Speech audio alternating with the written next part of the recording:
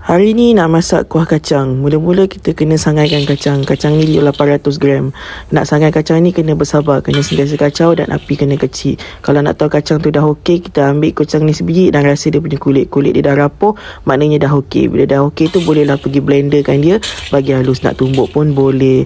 Okey, lepas tu kita nak goreng sebentar. Bahan-bahan seperti bawang putih 5 biji, lengkuas 2 inci, serai 4 batang, cili kering yang telah direbus, halia 3 inci, bawang merah ini 5 biji dan bawang besar ini 1 biji setengah. Semua ini kita perlu gorengkan dia seketika. Okey, nak gorengkan dia, okey, masukkanlah semua ke dalam minyak yang dah panas. Kacau-kacaukan dia, biarkan dia layu sebentar. Jangan layu sepenuhnya lah. Lepas dah layu sikit tu, dah separuh layu, masukkanlah pula udang kering. Udang kering ni dalam 30 gram macam tu lah. Inilah penyedap kuah kacang kita nanti ni. Gaul-gaulkan dia, gorengkan dia sebentar sampailah dia layu. Bila dah layu macam ni, angkatkan dia, toskan di minyak dia. Lepas tu nanti kita nak ada motor pula lalu. Kita nak blender dia. Okey, bila dah blender tu, kita masukkan dia balik ke dalam kuali. Saya dah tukar pakai periuk. Okey, tumiskan dia. Tumiskan dia, minyak kena banyak sikit. Jangan nak kedekut sangat minyak.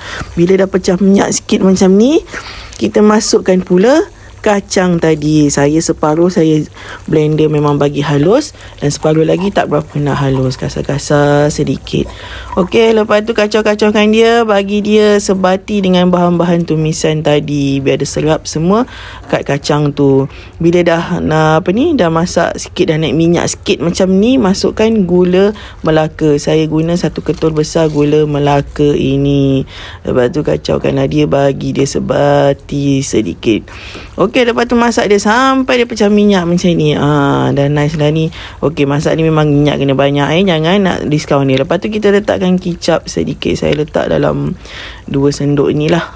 Kita cuma nak bagi warna dia pekat sikit dan adalah rasa-rasa masing-masing manis. Ni kicap manis tau.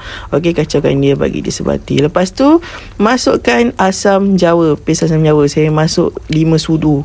Kita tak perlu banyak sangat. Masa masam tu jangan sikit. Lepas tu kita letakkan santan. Santan ni setengah biji kelapa. Okey, lepas tu kacaukan dia. Lepas dah masuk santan tu, kita kena masakkan dengan api yang kecil ni selama setengah jam.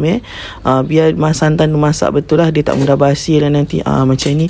Dah lepas setengah jam tu, elok dah kejadian dia. Minyak tu tak apa, biarkan je. Dia memang perlu minyak yang banyak. Tapi masa nak makan janganlah ambil minyak. Inilah dia. Makanlah dengan nasi impit. Macam ni, sedap. Memang menjadilah. Sebenarnya first time saya buat kuah kacang ni. Alhamdulillah jadi. Okeylah. Selamat berbuka.